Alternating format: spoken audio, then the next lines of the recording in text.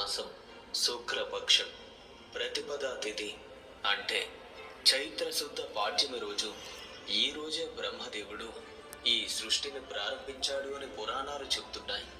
కాలం మొదలు కాకముందు మొత్తం చీకటి, శబ్దం లేదు, వెలుతురు లేదు, ఆకాశం లేదు, భూమి లేదు, అలాగే నీరు లేదు. ఆ మహాశూన్యంలో కేవలం ఒక్క చైతన్యం మాత్రమే నిద్రపోతుంది. అదే పరమాత్మ. ఆ పరమాత్మ నుండి ఒక ఆలోచన పుట్టింది. సృష్టి చెయ్యాలి అనే ఓ గొప్ప ఆలోచన. ఇక ఆ సంకల్పం నుండి బ్రహ్మదేవుడు జన్మించాడు.